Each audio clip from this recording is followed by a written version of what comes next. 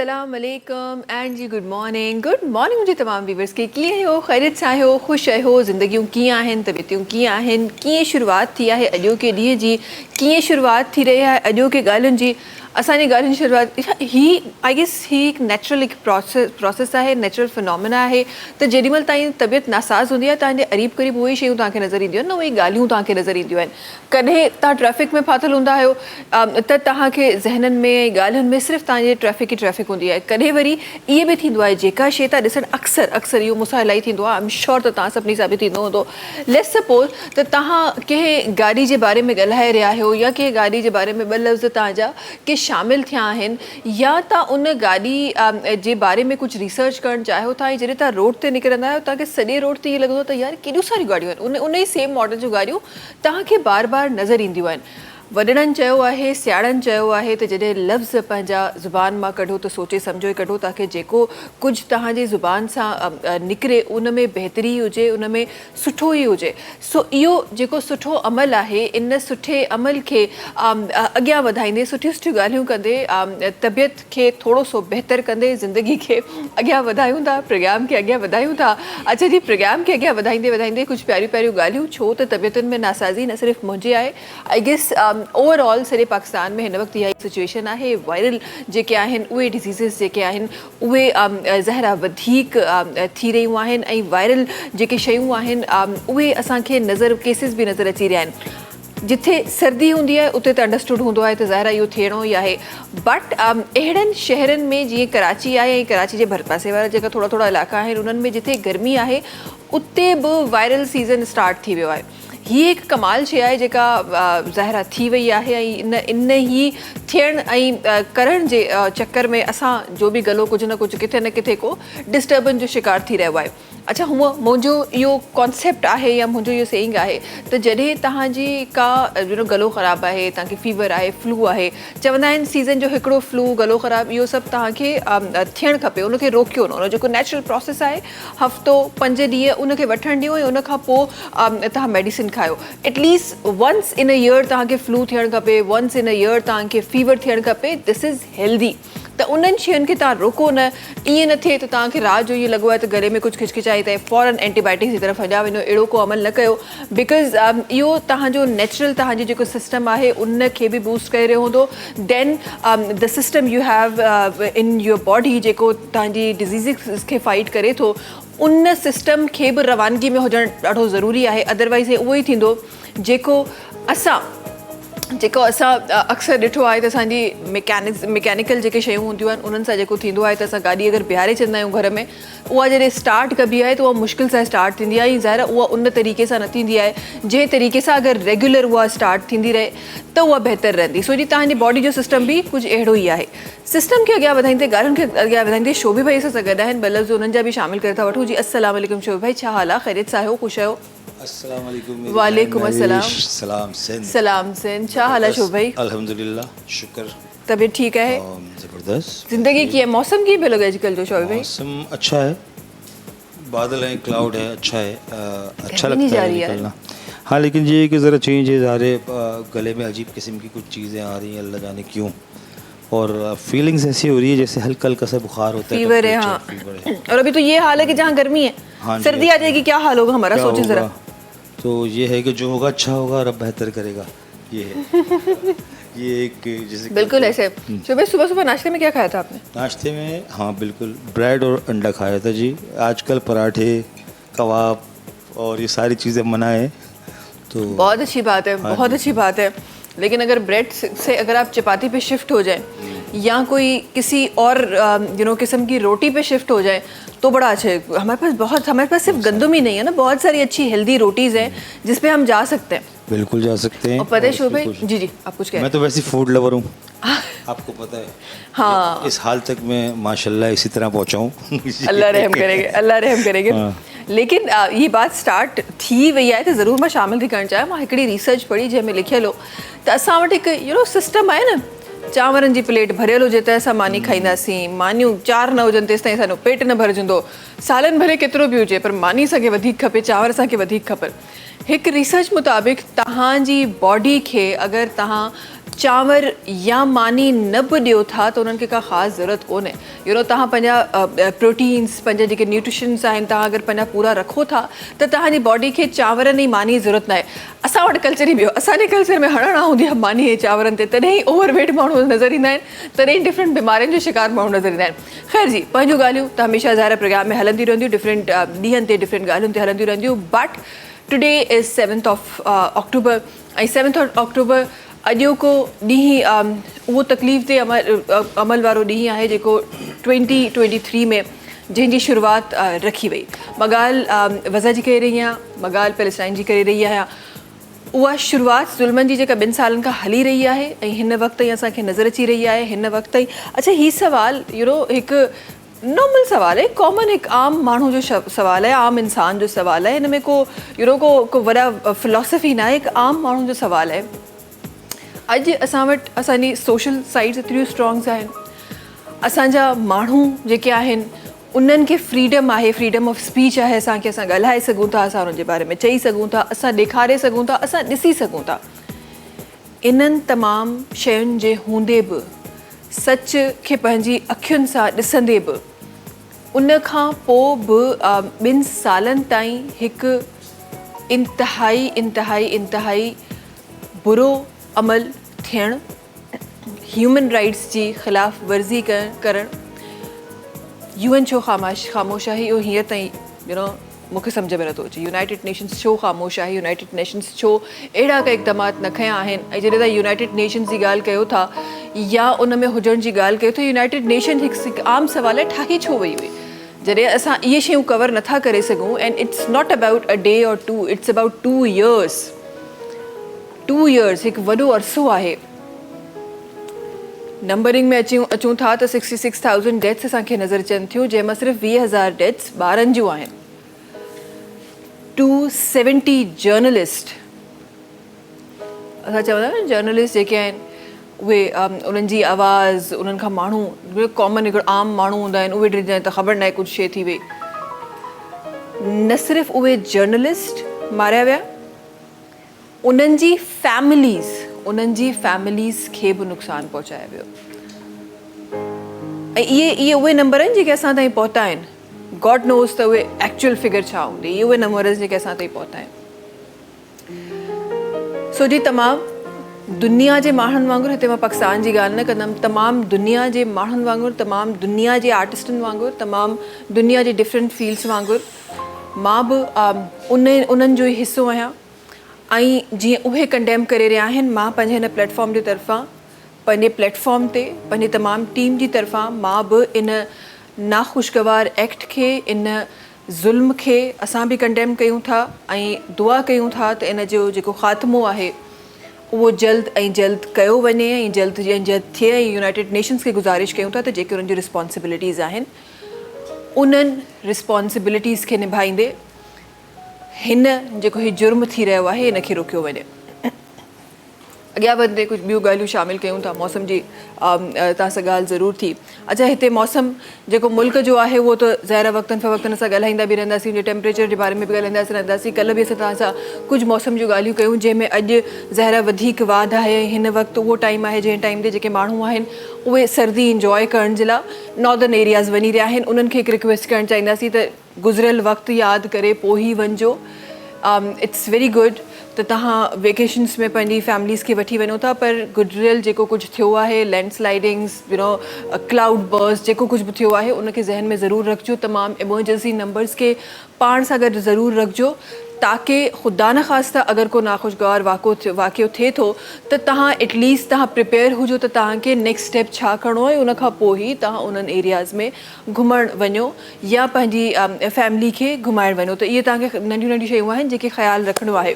इन सां गॾोगॾु कुझु ख़्यालात जी ॻाल्हि पॉलिटिक्स में बि अचे थी। कुझु ख़्यालात जेके आहिनि उहे पॉलिटिक्स ते बि आहिनि, जेके डिफरेंट माण्हुनि जा डिफरेंट साम्हूं अचनि पिया, डिफरेंट जॻहुनि ते डिफरेंट शयूं साम्हूं अचनि पियूं। पीपल्स पार्टी ऐं नून लीग जा जेके डिफरेंट बयानात आहिनि उहे बि असां ॾिठा। रिसेंटली असां ॾिठो त जेके मरियम नवाज़ साहिबा जा जेके डिफरेंट अल्फाज़ हुआ या उन्हनि जे ॿियनि पार्टी जे लीडर्स जा जेके अल्फाज़ हुआ उहे डायरेक्टली हिट करे रहिया हुआ पीपल्स पार्टी ते। ऐं पीपल्स पार्टी एंड में उन्हनि जेका अपॉलोजी आहे उन जी हिकु शर्त रखी आहे जंहिंखां अलावा उहे पंहिंजी ॿियूं जेके शयूं आहिनि उन्हनि खे प्रोसीड न कंदा। जेको असांखे असेंबली मां पीपल्स पार्टी जे तमामु जेके कारकुन हुआ उन जॻह ते उन्हनि जो असेंबली खे बिना प्रोसीड किए छॾणु असांखे नज़र आयो। सो मुल्क जी सियासत में इहो थी रहियो आहे। ऐं ठीकु आहे, कुझु ॻाल्हियूं शायदि जॾहिं ईंदियूं आहिनि ऐं उहा बि जॾहिं असां सिंधियुनि जी ॻाल्हि कंदा आहियूं या पीपल्स पार्टी जी ॻाल्हि कंदा आहियूं या सिंध जी ॻाल्हि कंदा आहियूं त असांजा उहे माण्हू आहिनि जेके इज़त ते जान कुर्बान बि करे सघनि था, इज़त ते जान वठी बि सघनि था। इन में को शक न आहे त असां उहे माण्हू आहियूं जेके इज़त लाइ, पैसो असांजे लाइ बाद में आहे, पहिरीं असांजे लाइ इज़त हूंदी आहे। इहो तमामु सिंध में जेके रहण वारा माण्हू आहिनि, चाहे उहो सिंधी ॻाल्हाए थो या नथो ॻाल्हाए, पर सिंध में जेको माण्हू रहे थो उहो उनजो बेसिक जेको आहे उनजो जेको मक़सदु आहे उहो इज़त हासिलु करणु आहे। ऐं उन ते जॾहिं सुवालु ईंदो आहे त ज़ाहिर आहे पोइ अहिड़ियूं शयूं असांखे नज़र ईंदियूं आहिनि। बट उन सां गॾोगॾु हिकु जेका शइ मां शामिलु करणु चाहींदमि त इज़त पाकिस्तानी पॉलिटिक्स जी बि आहे। अगरि असां पंहिंजी इज़त डिमांड कयूं था त पाकिस्तानी पॉलिटिक्स जी जेका इज़त आहे उन जे बि सांचे में रखी अगरि असां कुझु स्टेप्स कयूं त ॾाढो ज़बरदस्त थींदो। कुझु शयूं ॿियूं बि शामिलु करणु चाहियां थी, कुझु उहे ॻाल्हियूं जेके ॾाढियूं इंपॉर्टेंट आहिनि उहे शामिलु करणु चाहियां थी। कुझु उहे ऑफर्स जेके तव्हांजे लाइ डिफरेंट शयूं ईंदियूं आहिनि उन्हनि जे बारे में बि ज़रूरु ॻाल्हाइणु चाहींदमि। कुझु पंहिंजे उन्हनि प्रोजेक्ट्स जे बारे में ॻाल्हाइणु चाहियूं था जेके गुज़िरियल काफ़ी ॾींहंनि खां जिन जे बारे में असां तव्हांखे ॿुधाईंदा रहंदा आहियूं। GFS बिल्डर्स एंड डेवलपर्स जी ॻाल्हि करे रहिया आहियूं असां।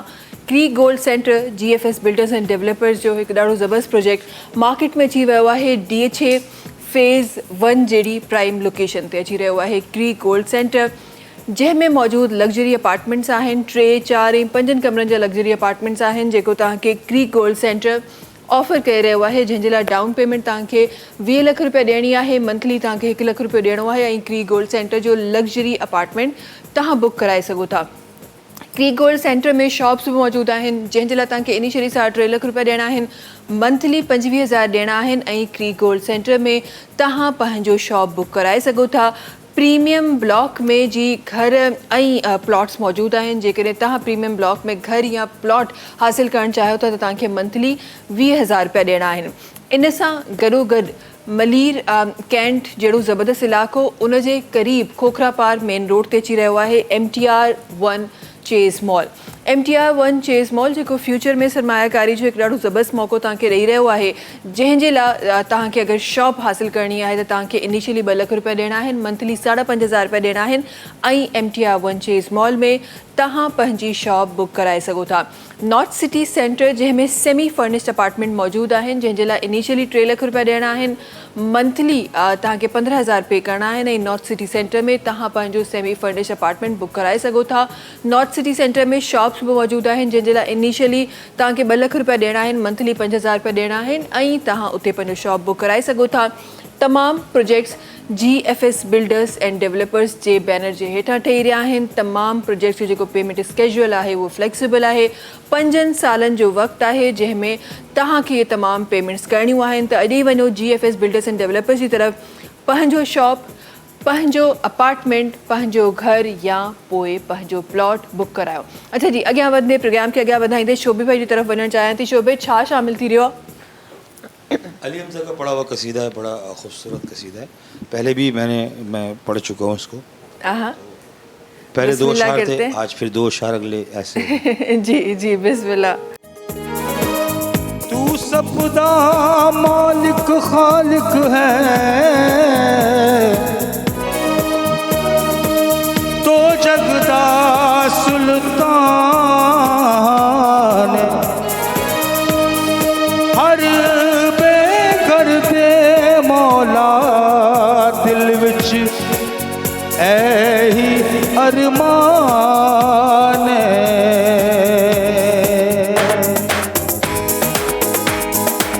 मौला मेरा भी घर होवे उथे अलमा बिछा होवे, मौला मेरा भी घर होवे उथे अलमा दी छां होवे मेरे दरवाजे ते लिखिया मेरे दरवाजे ते लिखिया 50-12 दा ना होवे मौला मेरा जिक्र होवे उथे अलमा दी छां होवे मौला मेरा भी घर होवे उथे अलमा दी छां होवे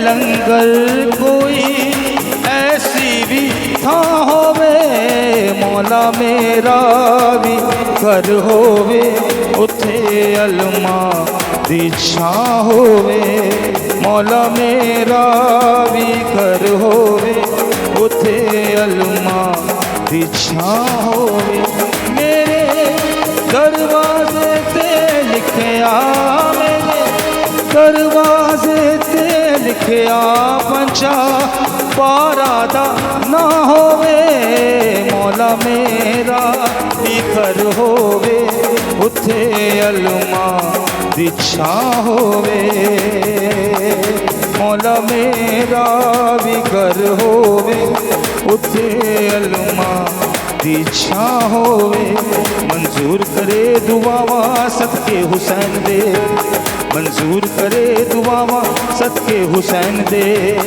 ज़हरा दिलाल दे सदके हर दिल को चैन दे ज़हरा दिलाल दे सदके हर दिल को चैन दे मंजूर करे दुआवा सदके हुसैन दे मेरे दरवाजे ते लिखिया 50-12 दा ना होवे मौला मेरा भी घर होवे उथे अलमा दी छां होवे उथे अलमा दी छां होवे उथे अलमा दी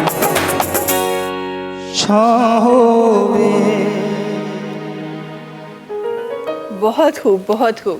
मुझे लगता है शुभ है आपने एक बार पहले शामिल किया, आप 10 बार भी शामिल करेंगे ना फिर भी हम ऐसे ही इंजॉय करेंगे।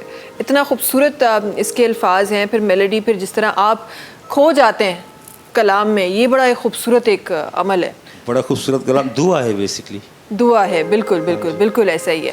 और जो लफ्ज़ है ना वो डायरेक्ट दिल को जाके छूते हैं, ऐसे ही शुभ है। इसमें कोई शक नहीं, मौला जितने भी लोग बेघर हैं, परवरदिगार मौला हुसैन के सदके में उनके अपने घर हो, अपनी छत हो, सारी उनकी परेशानियां दूर हों जी। आमीन आमीन आमीन सुम आमीन। अच्छा जी, जल्दी से प्रोग्राम के अॻियां वधाईंदे ब्रेक की तरफ़ वञूं था। इंशाल्लाह वापस जी डिफरेंट ॻाल्हियूं प्रोग्राम में करणियूं आहिनि, डिफरेंट पर्सनैलिटीज़ सां तव्हांखे मिलराइणो आहे। वक़्तु आहे ब्रेक जो, तव्हां सां मुलाक़ात कयूं था हिन नंढी कमर्शियल ब्रेक खां पोइ।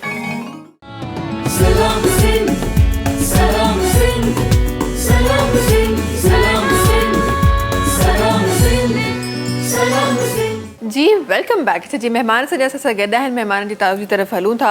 ऐं अॼु बि असां डिफरेंट पर्सनैलिटीज़ जेके आहिनि उन्हनि खे पंहिंजे प्रोग्राम में मधु कयो आहे। सभिनी खां पहिरीं हिन तरफ़ जेका पर्सनैलिटी असां गॾु तशरीफ़ फरमा आहे, पाण माशाल्लाह खोड़ सारियूं डिफरेंट जॻहियुनि ते कमु करे रहियूं आहिनि। कुझु मसाइल मसला असांजे स्टूडेंट जी बि ज़िंदगी में हूंदा आहिनि जेके एजुकेशन जे टाइम ते ईंदा आहिनि। कुझु उन जे बारे में इंशाल्लाह पाण सां ॻाल्हाईंदासीं। पाण रिसेंटली मास्टर्स कयो आहे। असां गॾु फरियाल बशीर साहिब आहिनि जेके तशरीफ़ फरमा आहिनि। अस्सलाम वालेकुम। वालेकुम कीअं आहियो? ख़ैरियत सां आहियो? ख़ुशि आहियो? दुआऊं तबियत ठीकु आहे? बिल्कुलु। ज़िंदगी कीअं आहे फरियाल साहिबा? ज़िंदगी बहितरीन हली रही आहे ऐं बाक़ी मसला जीअं त तव्हां पाण ॿुधायो उहो त ज़िंदगी जो हिसो आहिनि। उन्हनि खे डील कंदे कंदे इंसान इलाही तजुर्बो हासिल कंदो आहे। इहो ई ॼाणणु चाहींदुमि। बिल्कुल ज़िंदगी में अजरक जो हिस्सो कीअं आहे ॾाढी प्यारी पई लॻे सभिनी खां पहिरीं त थैंक यू सो मच। हिन अजरक खे अगरि मां तव्हांखे ॿुधायां तक़रीबन मां सम्झां थी 8-9 साल खां मथे अरसो थी वियो आहे जो मां जिथे बि वेंदी आहियां चाहे कंहिं जॻह ते रोज़ बि वञिणो पए जीअं यूनिवर्सिटी या के ॿियूं जॻहियुनि ते त अजरक मूंसां गॾु ज़रूरु हूंदी आहे। ऐं हिन जी शुरूआति ईअं थी त पहिरों नॉर्मली असां जीअं लेडीज़ ईअं वॻो पाए मथां वॻे जो रओ पाए साइड में अजरक विझंदियूं आहिनि पहिरों मां बि उअं ई पोइ मां चयो आहिस्ते हाणे ॿ रवा केरु संभाले हिकु अजरक उन खां पोइ हाणे त अहिड़ी आदत थी वई आहे जो बहितरीन खां बहितरीन शॉल या चादर बि पई हुजे पाए ॾिसंदी आहियां न बसि अजरक थी पायां उहो ई पातल हूंदी आहे उहो ई पायां ज़बरदस्त ज़बरदस्त ऐं ॾाढी ख़ूबसूरत बि लॻी रही आहे ऐं ज़ाहिर आहे अजरक शइ ई अहिड़ी आहे जंहिंखे ॾिसंदे हिकु कुझु शयूं अहिड़ियूं हूंदियूं आहिनि त जंहिंखे तव्हांखे बार बार ॾिसण जो दिलि कंदो आहे। सो अजरक असांजी सकाफ़त जो उहो हिसो आहे जंहिंखे बार बार ॾिसण जो दिलि चवंदो आहे ऐं तव्हांखे मुतवजा कराईंदी आहे त जी हिते जेको आहे अजरक पाण सॾींदी आहे तव्हांखे पाण ॾांहुं। सो इहा ख़ूबसूरती आहे असांजे कल्चर जी। अॻियां वधंदे कुझु ॿिया नाला सां गॾु तशरीफ़ फरमा आहिनि हिकु एजुकेशनिस्ट आहिनि जेके असां गॾु तशरीफ़ फरमा आहिनि डिफरेंट जॻहियुनि ते डिफरेंट तरीक़े सां एजुकेशन ते मोहतरमा पाण कमु करे रहियूं आहिनि गॾोगॾु पाण हिकु होस्ट बि रही चुकियूं आहिनि बाइक राइडर बि आहिनि बाइक ट्रेनर बि आहिनि असां गॾु शुमाइला नूर साहिबा आहिनि जेके तशरीफ़ फरमा आहिनि। अस्सलाम वालेकुम। वालेकुम अस्सलाम। कीअं आहियो ख़ैरियत सां आहियो ख़ुशि आहियो? अल्हम्दुलिल्लाह तबियत ठीकु आहे? अल्लाह का शुक्र है। ज़िंदगी कीअं आहे शुमाइला साहिबा? ज़िंदगी एक बहुत हसीन सफ़र है लेकिन it's totally up to you. आप उसको जिस तरीके से सजाना चाहें जिस तरीके से बनाना चाहें क्योंकि कुछ लोग ज़िंदगी से आजकल के दौर में स्पेशली इतने इरिटेट हो जाते हैं लेकिन ऐसा नहीं है। ज़िंदगी एक बहुत हसीन एक बहुत ही खूबसूरत सफ़र है लेकिन इसको सजाने का हुनर इंसान में होना चाहिए। बिल्कुल बिल्कुल बिल्कुल ऐसा ही है। और वो कहते हैं ना कि जब तक किसी चीज़ में आप एफ़र्ट ना डालें तो वो ज़ाहिर है फिर वो वैसी नज़र नहीं आती। और ज़िंदगी के मुझे लगता है सिर्फ ज़िंदगी एक वर्ड नहीं है। ज़िंदगी में बहुत सारे मामलात हैं जो आपके साथ चलते हैं और हर मामलात अपनी जगह पे एफ़र्ट मांगते हैं। जब तक आप एफ़र्ट डालते रहेंगे वो खूबसूरत बनती रहेगी। वंस आपने एफ़र्ट छोड़ दी वो बिल्कुल ही वो उन वांगुर ऐसा नहीं है कि हर एफ़र्ट के बाद आपको सक्सेस मिलती है लेकिन एक दफ़ा अगर आप गिर जाते हो तो उसके बाद डिसअपॉइंटेड होकर अपनी एफ़र्ट छोड़ देना आई थिंक सो दैट कि सबसे बड़ी इंसान की बेवकूफ़ी ये है। और ऐसे ही लोग जो है फिर वो ज़िंदगी को नाकामी और एक मायूसी और मायूबी का नाम देते हैं जो एफ़र्ट करना छोड़ देते हैं। बिल्कुल बिल्कुल बिल्कुल ऐसा ही है। अच्छा जी अॻियां वधे हिकु ॿियो नालो आहे जेके असां गॾु तशरीफ़ फरमा आहिनि ऐं पाण माशाल्लाह हिकु ख़ूबसूरत आवाज़ जा मालिक आहिनि। हिकु अरसे खां पाण जो आवाज़ आई एम श्योर किथे न किथे तव्हां मां ज़रूरु हिननि जो आवाज़ ॿुधियो हूंदो। खोड़ सारा परिस्तार हिननि जा आहिनि गॾोगॾु वरी फैमिली बि माशाल्लाह एॾी ख़ूबसूरत आहे। शमन अली मीराली साहब जा भाउ आहिनि असां गॾु वॾा भाउ उस्ताद हिम्मत अली मीराली साहबनि जेके तशरीफ़ फरमा आहिनि। अस्सलाम वालेकुम। कीअं आहियो ख़ैरियत सां आहियो ख़ुशि आहियो? अल्हम्दुलिल्लाह बिल्कुलु ठीकु ठाक अल्लाह जो शुक्र आहे बिल्कुलु ठीकु। आमीन आमीन ज़रूरु वॾी महिरबानी असांखे वक़्तु ॾियण जी। ॾाढा मसरूफ़ माण्हू आहियो मुश्किल सां सुबुह जो ईंदा आहियो असांखे तव्हां वक़्तु ॾिनो आहे असांजे प्रोग्राम जे लाइ वॾी महिरबानी तव्हांजी। आमीन इंशाल्लाह कुछ ही देर में इंशाल्लाह तव्हांजो आवाज़ शामिल कबो। आवाज़ जो जादू इंशाल्लाह पंहिंजे प्रोग्राम में सजाईंदासीं। गॾोगॾु जनाब सां गॾु हिकु ॿियो नालो तशरीफ़ फरमा आहे। पाण जेके आहिनि उहे हारमोनियम प्लेयर आहिनि असां गॾु सजाद अली मीराली साहबनि जेके तशरीफ़ फरमा आहिनि। अस्सलाम वालेकुम। कीअं आहियो ठीकु आहियो ख़ुशि आहियो तबियत ठीकु आहे? माशाल्लाह माशाल्लाह। अच्छा जनाब सां साथ ई रहंदो आहे हमेशह? अच्छा कॾहिं कॾहिं ईअं थींदो आहे जॾहिं असां वटि ॿ तरीक़े जा माण्हू हूंदा आहिनि। हिकु उहे जेके चवंदा आहिनि त जंहिं वालिद जेका फील्ड आहे उन फील्ड सां गॾोगॾु हलूं ऐं हिकु वारी हूंदा आहिनि चवंदा आहिनि न जी असां पंहिंजी फील्ड सिलेक्ट कयूं। तव्हां माशाल्लाह बाबा सां गॾु ज़ाहिरा हली रहिया आहियो फील्ड में उन्हनि सां गॾु हली रहिया आहियो ऐं हीअ फील्ड त मूंखे ईअं आहे त हिकु त हूंदो आहे तव्हां ब्लड रिलेटिव्स हूंदा आहियो तव्हां सॻी औलाद हूंदा आहियो पर ही उस्तादी वारी उहा फील्ड आहे। उस्ताद उहो आहे जंहिंजा हज़ारे जेके आहिनि उहे औलाद थियनि था। ईअं ई आहे मीराली साहब मां चाहियां थी त माइक तव्हां अगरि खणो त तव्हांजी आवाज़ असांजे नाज़रीन ताईं ॾाढो ज़बरदस्त तरीक़े सां पहुचंदी। माशाल्लाह उस्तादी में ज़ाहिरा तव्हांजो बि हथु खोड़ सारनि शागिर्दनि ते हूंदो ईअं ई आहे मीराली साहब? बिल्कुलु सही सही इंशाल्लाह थोरी देरि में शामिल कंदासीं। उहे सिंगर जेके आहिनि उहे घटि ॻाल्हाईंदा आहिनि घणो ॻाईंदा आहिनि इहो असां ईअं चवंदा आहियूं मीराली साहब। इन ॻाल्हि खे इंशाल्लाह शामिल कंदासीं जनाब जो आवाज़। हिन तरफ़ खां कुझु कचहरी जो सिलसिलो इंशाल्लाह स्टार्ट कयूं था ऐं जीअं थोरी देरि पहिरीं में असां ॻाल्हाए रहियासीं ज़ाहिरा हिकु स्टूडेंट जी लाइफ में डिफरेंट शयूं अचनि थियूं डिफरेंट फेज़िस अचनि था ऐं वरी जॾहिं उहा स्टूडेंट हिकु फीमेल जी शक्ल में आहे त ज़ाहिरा उनखे डिफरेंट शयूं फेस करणियूं पवनि थियूं। अगरि ज़रा उहा एजुकेशन जेका कराची में या हाणे त शायदि हैदराबाद में बि जेका वॾनि वॾनि शहरनि में असांखे एजुकेशन मिली रही आहे, फॉर्मल एजुकेशन मिली रही आहे, शायदि उते काफ़ी सारियूं आसानियूं थी वियूं आहिनि।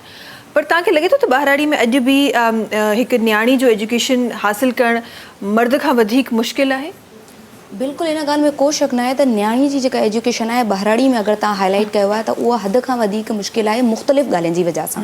सभिनि खां पहिरीं ॻाल्हि इहा आहे त ॿारहाड़ी जा माण्हुनि जी इहा ई सोच आहे, उहा ई कॉमन ॻाल्हि जेका हर माण्हू खे ख़बर आहे त न्याणी तालीम हासिलु करे कंदी छा, न्याणीअ खे आख़िर में करणो घर जो आहे। बाबा उन जे लाइ अच्छा कुझु वरी अहिड़ा बि माण्हू आहिनि जेके चवनि था न मैट्रिक ताईं पढ़े, 8-9 दर्जा पढ़े, कुझु वरी इन हद ताईं बि आहिनि त 12 दर्जा बि पढ़े।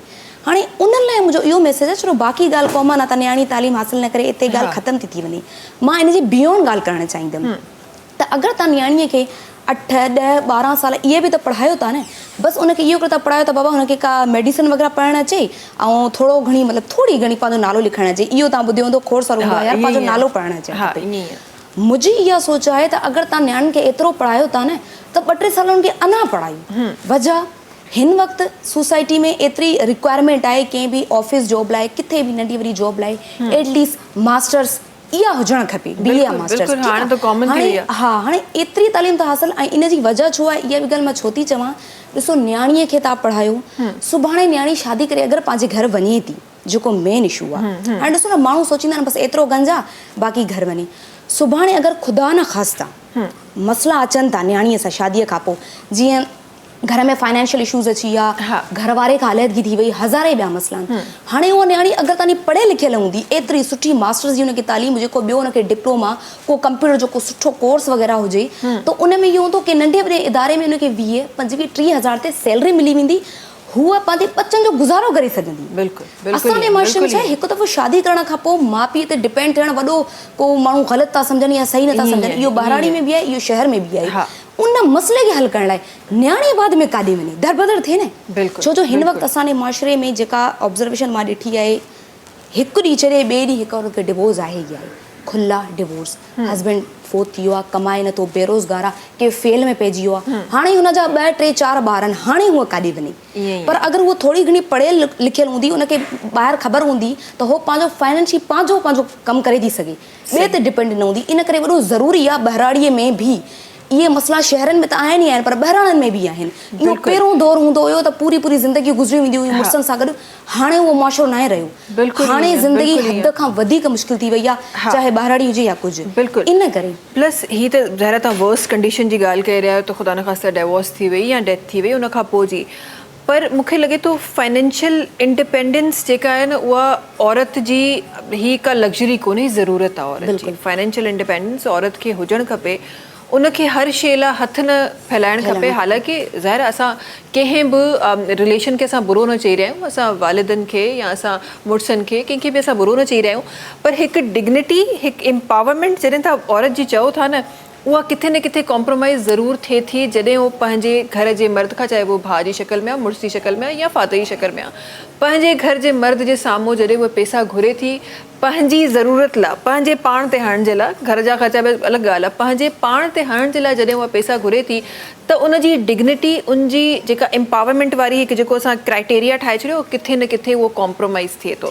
यू नो, या त शायदि बचपन खां मूंखे अर्न करण जी आदत आहे, मूंखे घुरण जी न ॾियण जी आदत आहे, त मूंखे शायदि ईअं फील थो थिए। पर मूं उहे मुआशिरे जूं उहे औरतूं ॾिठियूं आहिनि जेके पढ़ियल लिखियल बि आहिनि, वेल एजुकेटेड आहिनि, वेल मेंटेन्ड आहिनि, पर छो त उहे अर्न न पियूं करनि, फाइनेंशियली इंडिपेंडेंट न आहिनि, त उन्हनि खे हर फ़ैसिले खां पहिरीं ॿियनि खां पुछणो थो पए, चाहे उन्हनि जी ज़ात सां रिलेटेड फ़ैसिलो छो न हुजे। ऐं हिते हिकु शइ मां एड करणु चाहींदमि, जीअं तव्हां ॻाल्हि कई न त औरत खे चवंदा फाइनेंशियली इंडिपेंडेंट कंदव त पोइ हूअ वरी माना हो थी वेंदी आहे, जीअं पाण ते हो कंदी आहे ॿियनि खे हो कंदी। इहा हिकु अलॻि शइ आहे, ऐं इहा हिकु अलॻि शइ आहे त हुनखे पंहिंजी ज़रूरतनि जे लाइ हिकु औरत जंहिं महिल कमाईंदी। हाणे ॾिसो असांजे माशरे में अहिड़ी बि त आहिनि, हस्बैंड वाइफ ॿई मिली करे कमाइनि था, त कीअं थो घर हले, अहिड़ा बि असां केस ॾिठा आहिनि, त तव्हां उन ॻाल्हि खे अंडरस्टैंड कयो। पर हिते नॉर्मली फैमिलीज़ में, हस्बैंड्स में या कुझु इन लॉज़ में इहो हूंदो आहे त न उहा पाण कमाईंदी त उहा मतिलबु ॿिए तरफ़ ॻाल्हि खे खणी वेंदा त उहा सवाल कंदी या उहा ॿाहिरि जी थी वेंदी, मतिलबु इन जे लाइ वर्ड शऊर अची वेंदो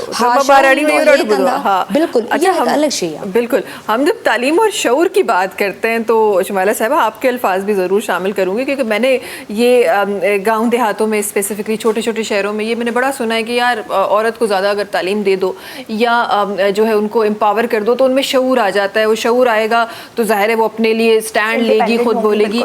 माज़रत के साथ हम हर मर्द की बात नहीं कर रहे, लेकिन वो आटे में नमक के बराबर, लेकिन वो मर्द मौजूद है हमारे पास और उसकी वजह से हमारी औरतें सफ़र कर रही हैं, तो हमारा हक है इस पे बात करना। तो अब मुझे ये बताएं, जब आप एजुकेशन की और शऊर की बात करते हैं स्पेसिफिकली, तो क्या फॉर्मल एजुकेशन आपको शऊर दे देती है वो जो औरत अपने लिए स्टैंड लेना सीख ले? देखिए, यहाँ पे एक छोटा सा पॉइंट मैं ये ऐड करूँगी कि सबसे पहले जो एजुकेशन देना एक राइट है वो पेरेंट्स का है।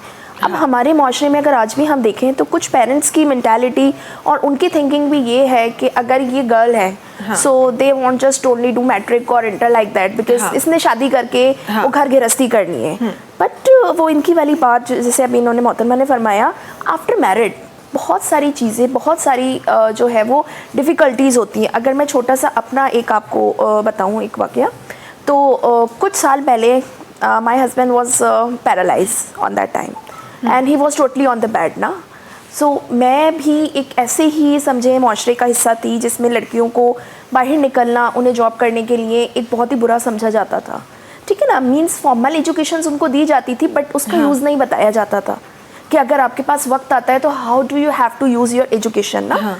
तो आफ्टर दैट जब मेरे ऊपर एक ऐसा बहुत ही सीरियस एक वक्त आया, एक ऐसी सिचुएशन आई, तो उस वक्त वो लोग जो इस चीज़ को गलत समझते थे कि लड़कियों का बाहर निकलना गलत है, वो मतलब पीछे मुड़ के उन्होंने देखा नहीं। उन्होंने कभी ये नहीं कहा कि आप किस हाल में हैं, आप क्या हैं।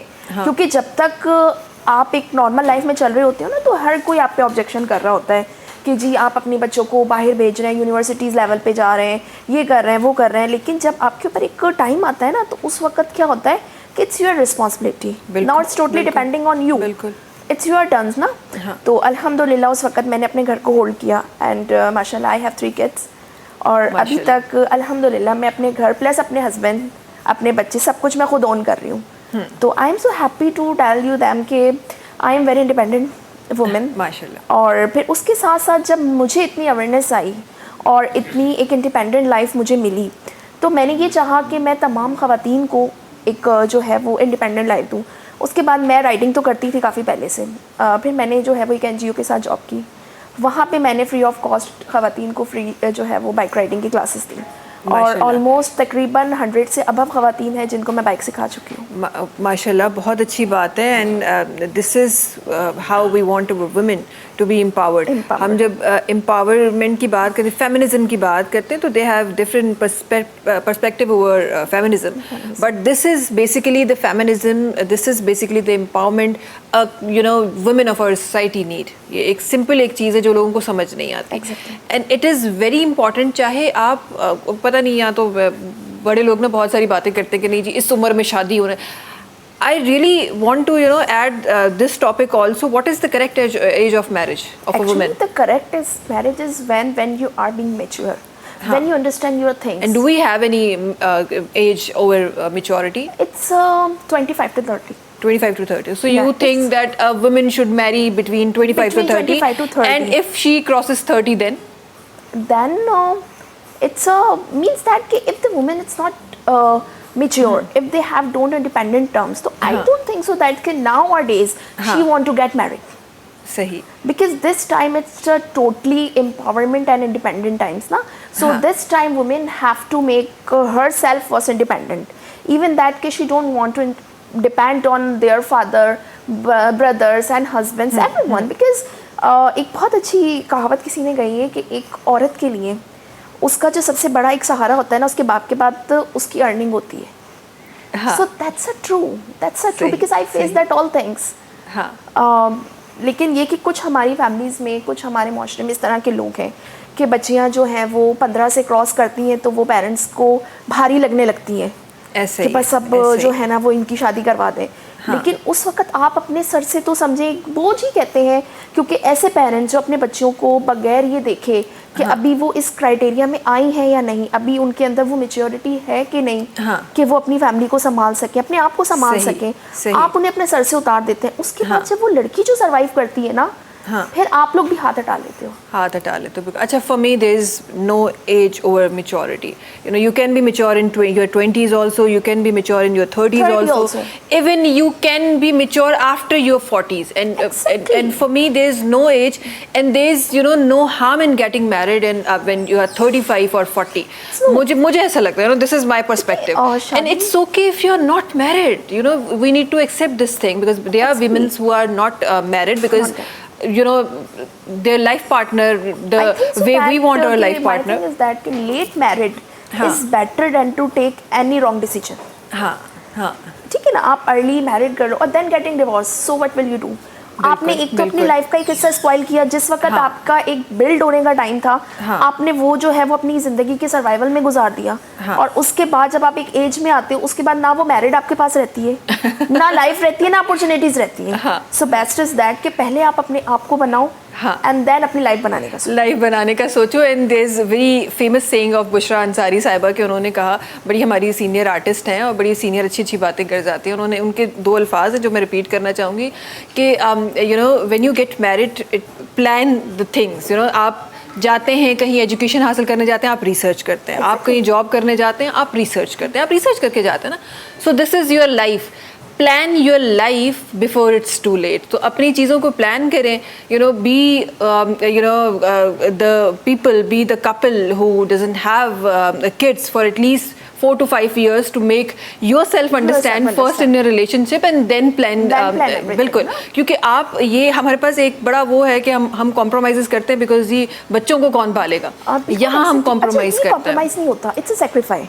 Sacrifice, yes, this is the correct word basically. उस वक्त होता है जब दोनों तरफ से होता है। अब सिर्फ एक खातून ही हर चीज़ को कर रही है, वो अपनी ख्वाहिशात भी मार रही है, ठीक है, वो अपना एक एज भी अपनी ख़राब कर रही है, अपना वक्त भी ख़राब कर रही है। It's not a compromise, it's a sacrifice. Because he is doing the sacrifice ना। सेकंड जो आपका पार्टनर है, जो आपका स्पाउस है, वो तो जस्ट न्यूट्रल है कि जो करना है आपने करना है, तो ये कॉम्प्रोमाइज़ नहीं हुआ। सही, बिल्कुल ऐसा ही है। अच्छा, जल्दी सा मिराली साहब जी तरफ सा हलूं था खोड़ सा ऐसा कितने औरतन जी गालन में, और मिराली साहब बुधा था ना, 3 औरतें 3 कहानियाँ। वो ये जब कहानी शुरू थी तो पर यही शुरू थी जो आई वो कहानी बड़ी, U know, when it is connected with U, because obviously I am a woman also, although I am on a neutral seat, but when you say a woman and then you see the society, women where women are you know, they are being sacrificed. मैं उसको sacrifice नहीं, they are being sacrificed basically. तो आपके कहीं ना कहीं वो जज्बात जो है वो उजागर थी भी दार। इंशाल्लाह मज़ीद उनके बारे में भी करेंगे सी। मेरा सब कुछ शामिल कजे माहौल के मचा तो किथे ॿियो किनावटी बन जाए, कुछ प्यारी प्यारी ॻाल्हियूं कजनि, कुछ मोहब्बतूं शामिल कजनि प्रोग्राम में। छा शामिल कंदो पहिरियों कलाम कहिड़ो शामिल पिया कयो? गुडल साईं जो कलाम पेश। हाँ, ज़बरदस्त, बिस्मिल्लाह कयूं था।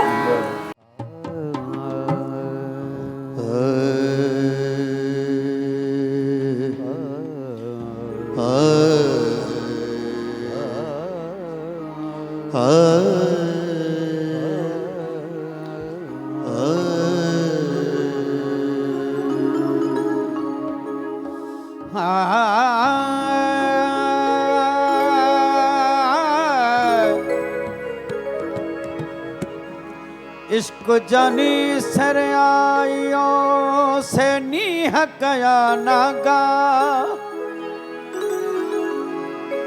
सठाऊं सिरते वो सठाऊं सिरते गिला जागा घा, बुढ़ल है लाहूती लाघा, एक लहजे मंजिल लंघी गया। इश्क जनी सिर आया आहे दिल मदीनो तन, जिक्र जाती जो कजो, जिक्र जाती जो कजो, था मन में मातम कर, उहे काबे की न वञण, बुढ़ला है जुसो जानो जल जो। इश्क विना जो हिजाब वे मियाँ इश्क विञायो हिजाब वे मियाँ फिट फकड़िया दाज इश्क विञायो हिजाब वे इश्क विञायो हिजाब वे मियाँ फिट फकड़िया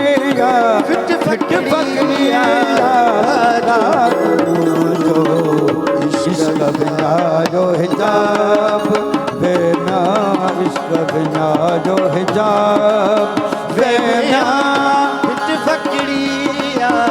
फिट फकड़िया दाज जो इश्क विञायो हिजाब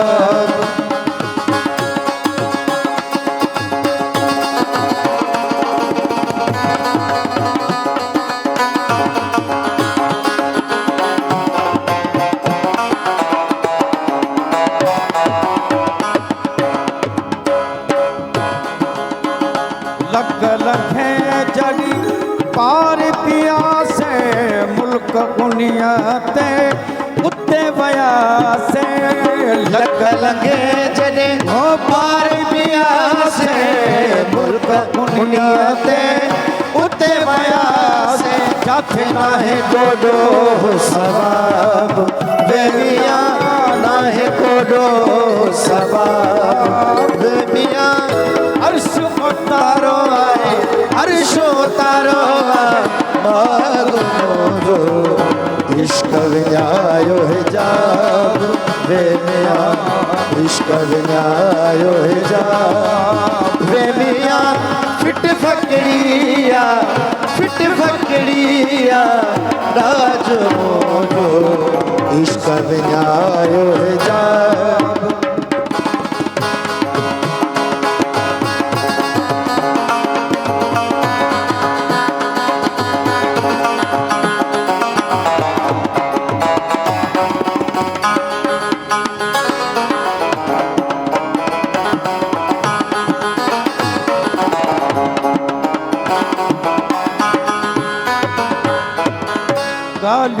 गुण पंजे यार जुगाया हाल अंदर जो कंहिंखे ॿुधाया गालियों गुण पंजे यार जुगाया हाल अंदर जो कंहिंखे ॿुधाया आयो मुनी हो नवाब बेमिया आयो मुनी हो नवाब बेमिया ताना तुनका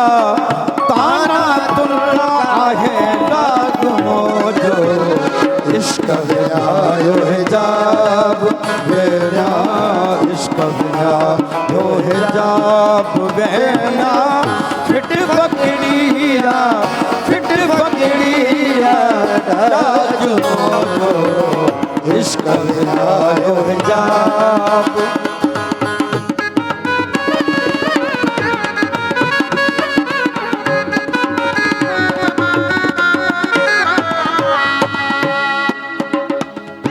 बुढ़ल थी औखी चारी सरत सादा दुख ॾहाड़ी इश्क बुढ़ल हो औखी चारी सरत सादा दुख ॾहाड़ी गाज़ी जे खणंदा काम बेना गाज़ी जे खणंदा काम बेना वसूलियत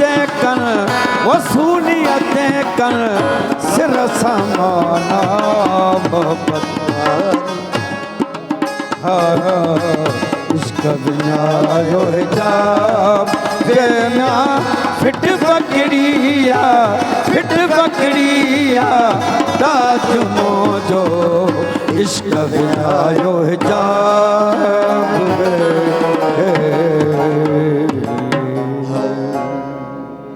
माशाल्लाह माशाल्लाह ज़बरदस्त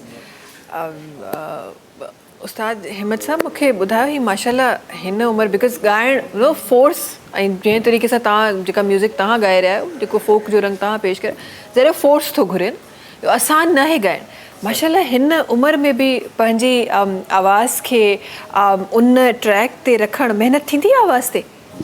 कहिड़ी महिनत, छा हिकु सिंगर कहिड़ी महिनत कंदो आहे आवाज़ खे ठाहिण लाइ? अॼु तव्हां खां सिखंदासीं असां। सही छा आवाज़ खे ख़ूबसूरत करण जे लाइ छा करिणो पवंदो आहे? ख़ूबसूरत रियाज़ सां थींदो आहे। हा हा केतिरो रियाज़ करणु खपे? बसि कॾहिं कलाक कॾहिं 2 कलाक रियाज़ कंदा आहियूं। कलाक 2 कलाक ॾींहं में? हर रोज़? हा। ऐं को टाइम मुक़ररु आहे? कहिड़े टाइम ते रियाज़ कजे? शाम जो, सुबुह जो। हा, हो जेको असां ॻाल्हियूं ॿुधियूं न, सुबुह जो सिज जेॾी महिल उथंदो आहे पोइ रियाज़ कबो आहे, वरी सिज वेंदो आहे पोइ रियाज़ कबो, वाक़ई हक़ीक़त आहे? बिल्कुलु बिल्कुलु सही ॻाल्हि। तॾहिं इहा उहा रियाज़त आहे, तॾहिं माशाल्लाह तव्हांजो आवाज़ हींअर ताईं जेको आहे उहो इन तरीक़े सां साथ ॾिए पियो। बिस्मिल्लाह माशाल्लाह, ज़बरदस्त। अच्छा जी, वॾी महिरबानी थी। जल्दी सां हिकु ब्रेक तरफ़ वञूं था, इंशाल्लाह वापसि जी कुझु ॿियनि मसइलनि मसाइलनि ते बि इंशाल्लाह ॻाल्हाइणो आहे। वक़्तु आहे ब्रेक जो, तव्हां सां मुलाक़ात कयूं था नंढी कमर्शियल ब्रेक खां पोइ।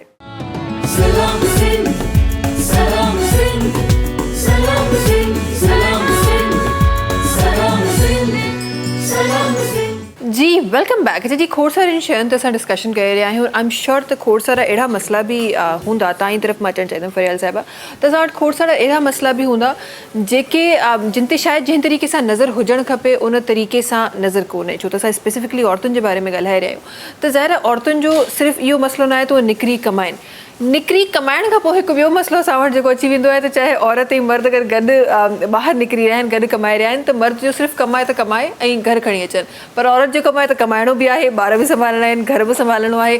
तव्हां हिन शइ खे कीअं ॾिठो आहे? असल में इन में बि मूंखे मुख़्तलिफ़ केस ॾिसण में आया आहिनि। कुझु औरतूं अहिड़ियूं आहिनि जंहिंसां इहे ई इशू आहिनि त असांजा ॿार नंढा न, असां ॿाहिरि निकिरूं कीअं।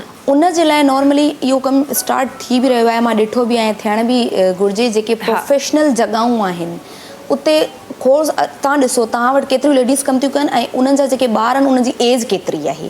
हाणे इहो ॻाल्हि मां छो करे रही आहियां, उहा ॻाल्हि इन करे रही आहियां त अगरि 2, 3 या हिकु बि उनजो बेबी आहे ऐं उहो 2, 2.5, 3 साल जो आहे, माउ खां सवाइ ॿारु नथो रही सघे घर में, अगरि उन कोई न आहे त उन्हनि प्रोफेशन जॻहनि ते नंढे कमरनि में तव्हां डे केयर ठाहियो ऐं इन ते कमु थी बि रहियो आहे। मां ॾिठो आहे इलाही कमर्शियल्स में, जेका तमामु बहितरीनु ॻाल्हि आहे।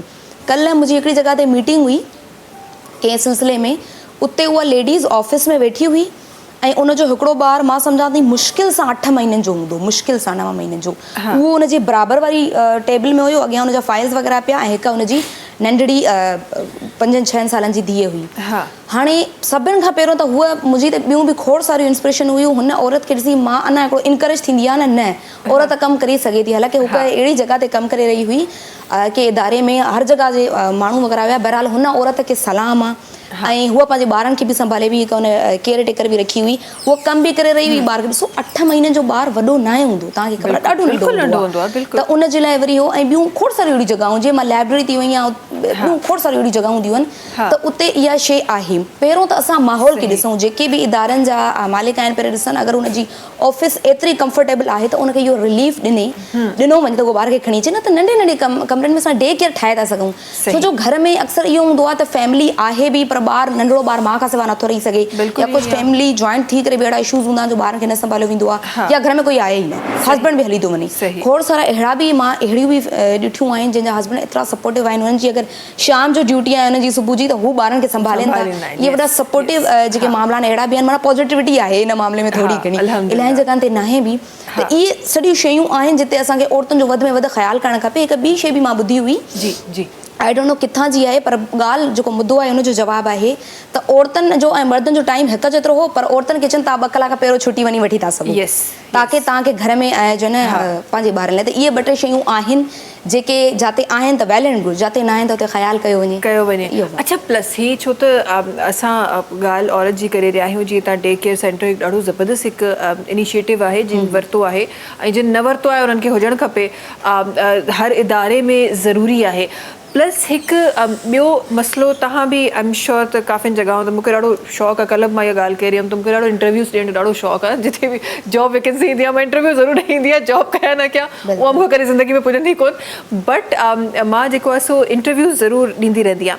त तव्हां जॾहिं जॉब क्राइटेरिया पढ़ंदा आहियो, काफ़ियुनि जॻहियुनि ते स्पेसिफिकली इहो लिखियलु हूंदो आहे, majority most of the time ईअं थींदो आहे त उहो स्पेसिफिकली लिखियलु हूंदो आहे त तव्हांजी जेका मैरिड वुमेन आहे उहा न, बल्कि सिंगल जी रिक्वायरमेंट आहे। बिकॉज़ उहा मैरिड आहे, ज़ाहिर सुभाणे मेटर्निटी लीव ते वेंदी, कंहिं ॾींहुं ॿारनि जी वैक्सीनेशन आहे, उनजी छुट्टी थींदी, वरी स्कूल में कुझु हुजे, त तंहिं करे उन्हनि क्राइटेरिया में सिंगल वुमेन लिखियो पियो हूंदो आहे। इन शइ खे तव्हां इहो नज़रियो तव्हांखे कीअं थो लॻे?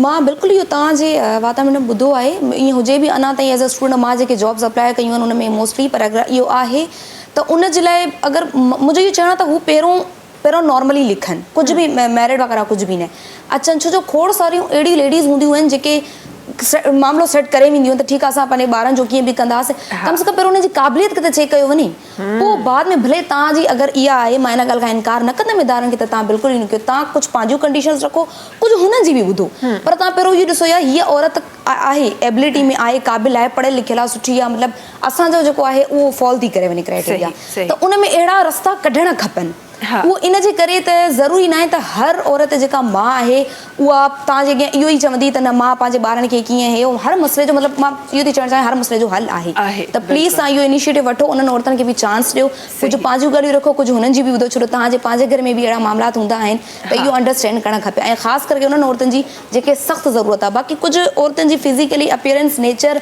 उन्हनि जे ॻाल्हाइण मां ख़बर पइजी वेंदो आहे त हीअ वाक़ई में बि ज़रूरतमंद आहे, पर हीअ ॿिए हुन में आहे असांजे मतिलबु पंहिंजूं वधीक थी ॻाल्हियूं करे असांजी ॻाल्हि नथी ॿुधे, त इहो त ज़ाहिरी ॻाल्हि आहे उन्हनि मर्दनि जो बि हक़ आहे त उहो पंहिंजे बि कंफर्टेबल ॾिसंदा पंहिंजे इदारनि जी, पंहिंजे वर्क जी। बिल्कुल यही है। अच्छा, हम क्योंकि औरतों की जॉब के हवाले से बात कर रहे हैं तो शुमाइला साहिबा मैं ज़रूर आपका नज़रिया जानना चाहूँगी कि क्योंकि आप ऐसे जैसे फरियाल साहिबा ज़ाहिर एज एन स्टूडेंट ही इन्होंने अपना सोशली बड़ा एक्टिव थी और तमाम चीज़ें, मैंने बचपन से जॉब करना स्टार्ट की तो मुझे वो कभी गैप नज़र नहीं आया कि मैं कब स्टूडेंट थी और कब प्रैक्टिकल लाइफ में आ गई, कब मेचोरिटी में आ गई, ये हमने स्टूडेंट होते साथ ही साथ हमने ये चीज़ें फेस की। लेकिन क्योंकि आपने कभी जॉब नहीं की और अचानक ज़ाहिर एक इन्वायरमेंट में, एक घरेलू इन्वायरमेंट से एक डिफरेंट इन्वायरमेंट में आप गई, तो क्या चैलेंजेस आपको लगता है कि एक औरत फेस करती है?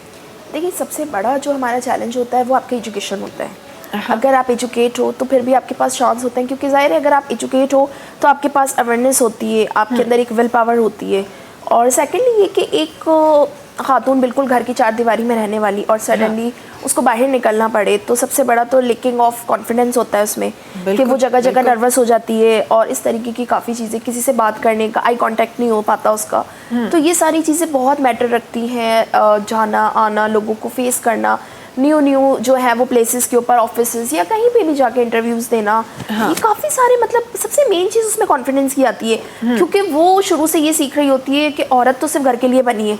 बिल्कुल। और फिर जब वो अचानक से इस क्राइटेरिया में पहुंचती है कि उसके बाहर निकलना पड़ता है, तो वो खुद जो है ना वो समझे उलझ जाती है अपनी बातों में ना, कि मुझे मैं घर का करूँगी या मैं बाहर जाऊँगी या क्या होगा, तो लेकिन टाइम लगता है, ग्रेजुअली हर चीज़ जो है वो एडजस्ट हो जाती है, क्योंकि अल्लाह पाक ने औरत को इस तरीके से बनाया है कि वो हर जगह हर चीज़ में एडजस्ट होने के जो है वो एबल होती है, वो कंपैटिबल फौरन हो जाती है किसी भी मूवमेंट के साथ। बिल्कुल बिल्कुल ऐसा ही है। चलिए मल्टीटास्क आई वुड से, हाँ मल्टीटास्कर आहे, बिल्कुल बिल्कुल बिल्कुल ईअं आहे। मां कॾहिं कॾहिं इहो ई सोचींदी आहियां त असां जेके उहे औरतूं, असां बेशक उन्हनि औरतुनि जे लाइ ॻाल्हायूं था जेके औरतूं घर में आहिनि, जेके औरतूं ज़ाहिर परेशानी में आहिनि, उहा एम्पावरमेंट जी उहा फील नथियूं वठी सघनि, जेका हिकु उहा औरत वठे थी जेका ॿाहिरि निकिरे थी, कमु करे थी, फाइनेंशियली इंडिपेंडेंट आहे, पर मूंखे लॻे थो जेतिरी मुश्किल ज़िंदगी हिकु घरेलू औरत जी आहे उन जा ज़ाहिर मसला अलॻि आहिनि, बट उन खां कई गुना वधीक, मुंहिंजो पॉइंट ऑफ व्यू आहे त उन खां वधीक मुश्किल उन औरत जी ज़िंदगी आहे जेका वर्किंग लेडी बि आहे, जेका हिकु मदर बि आहे, जेका पंहिंजो घर बि संभाले थी, वरी उन खां पोइ अगरि उहा कंहिं अहिड़ी फैमिली खां बिलोंग करे थी जिथे ज़ाहिर आहे जिथे भाउ या पीउ न आहे, उन फैमिली खे सपोर्ट करे थी, उन औरत जे लाइ ज़िंदगी कई गुना वधीक मुश्किल आहे उन औरत खां जेका ॿाराड़ी में वेठी ऐं कमु करे थी। सो हर कंहिंजा पंहिंजा मसला आहिनि, हर कंहिंजूं पंहिंजूं शयूं आहिनि। प्रोग्राम खे अॻियां वधाईंदे हिकु दफ़ो ॿीहर मिराली साहब जी तरफ़ मां वञणु चाहियां थी, ऐं मां चाहियां थी त उन्हनि जा ख़ूबसूरत जंहिं तरीक़े सां आवाज़ जंहिं तरीक़े सां शामिल थी रहियो, हिकु दफ़ो ॿीहर उन्हनि जी आवाज़ जी तरफ़ वञिजे। माशाल्लाह जनाब साजिद साहब जो बि ॾाढो ज़बरदस्त आवाज़ु आहे, न मिराली साहब? अच्छा मिराली साहब, कोई यादि आहे घणा साल थी विया आहिनि सिंगिंग में? को यादि अथव, को नंबर यादि अथव घणनि सालनि खां ॻायो पिया?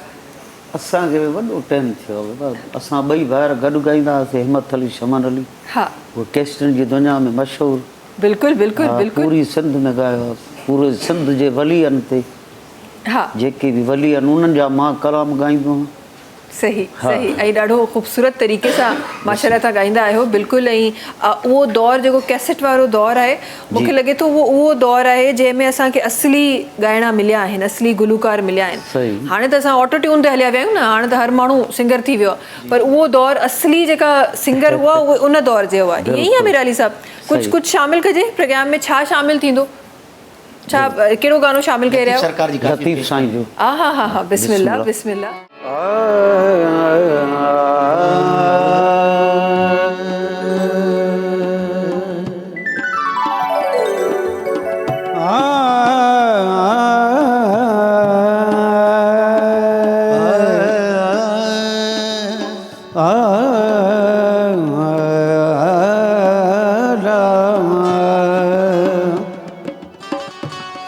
सोहणी तोखे साहण जो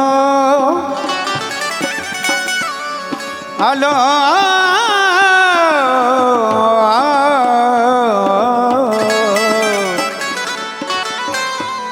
सोहणी तोखे साहण जो काथों कन लॻो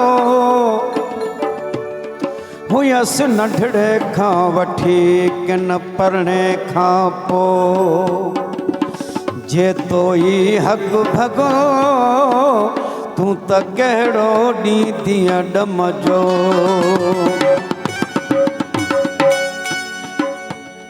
हो दीवानी मस्तानी दिल भर जानी हो, दीवानी यार मस्तानी दिल भर जानी हो, वेठी की न विसारे मोहब्बत विधड़ी मारे, वेठी की न विसारे मोहब्बत विधड़ी मारे। हो दीवानी मस्तानी दिल भर जानी हो, दीवानी यार मस्तानी दिल भर जानी हो, वेठी की न विसारे मोहब्बत विधड़ी मारे, ओ वेठी की न विसारे मोहब्बत विधड़ी मारे।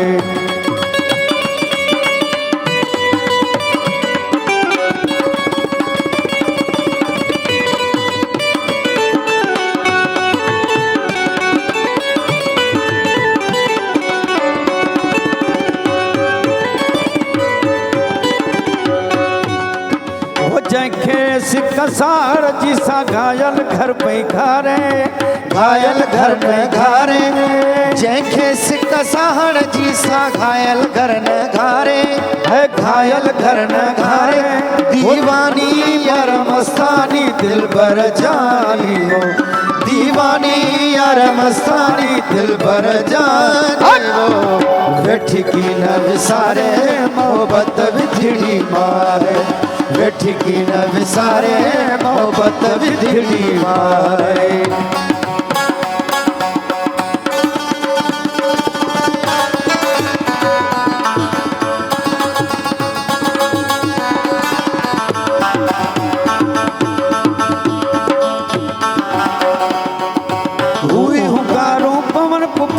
तड़ तड़ दोस्त तुम्हारे, तड़ तड़ दोस्त तुम्हारे, हुई हुगारू पवन पुकारू, तड़ तड़ दोस्त तुम्हारे, तड़ तड़ दोस्त तुम्हारे, दीवानी यार मस्तानी दिल भर जानी हो, दीवानी यार मस्तानी दिल भर जानी हो, वेठी की न विसारे मोहब्बत विधड़ी मारे, वेठी की न विसारे मोहब्बत विधड़ी मारे।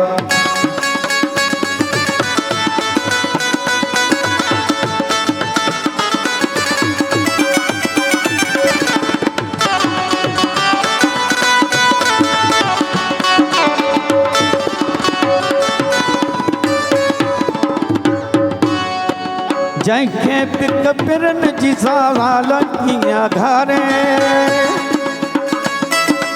उहे जाहे पिक पिरन जी आहियां तया सारे, जंहिंखे आहे पिक पिरन जी आहियां तया सारे, आहियां तया सारे, उहे जाहे पिक पिरन जी आहियां तया सारे, आहियां तया सारे, दीवानी यार मस्तानी दिल भर जानी हो, दीवानी यार मस्तानी दिल बर जानी वो बैठी की न विसारे मोहब्बत विधड़ी मारे बैठी की न विसारे मोहब्बत विधड़ी मारे दीवानी यार मस्तानी दिल बर जानी वो दीवानी यार मस्तानी दिल बर जानी वो बैठी की न विसारे मोहब्बत विधड़ी मारे बैठी की न विसारे मोहब्बत विधड़ी मारे।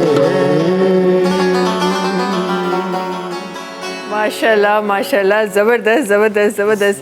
अच्छा जी, इन्हीं कलाम से गॾु हली रहिया आहियूं ब्रेक जी तरफ़। नाज़रीन, तव्हां सां मुलाक़ात कयूं था हिन नंढी कमर्शियल ब्रेक खां पोइ।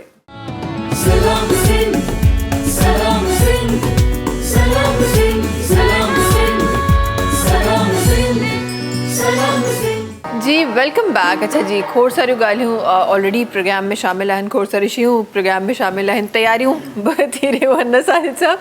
अच्छा, कॾहिं कॾहिं ईअं थियो आहे कॾहिं कंहिं इवेंट में कंहिं प्रोग्राम में, मिराज साहब तव्हां ॿिन्ही खां सवाल आहे, कॾहिं कुझु ईअं थियो आहे त कंहिं महफ़िल में तव्हां ॻाईंदा हुजो, महफ़िल ख़तमु थी वई, वक़्तु ख़तमु थी वियो, दिलि न चवे ॻाइण खे, ॻाइण खां जेको आहे उहो अलविदा चइजे, ईअं कॾहिं थियो आहे? बसि दिलि चए बसि ॻाईंदो रहे, माण्हू वेठा हुजनि ॿुधंदा रहनि, कॾहिं ईअं थियो आहे? न ईअं कॾहिं कोन थियो आहे? वक़्तु जा असां 10 मिंट ॻाईंदासीं, ॿ पैसा वठंदासीं, ईंदासीं, ईअं थियो आहे? ईअं थियो आहे मिराज साहब? अच्छा, कॾहिं घबराहट थी आहे कंहिं स्टेज ते?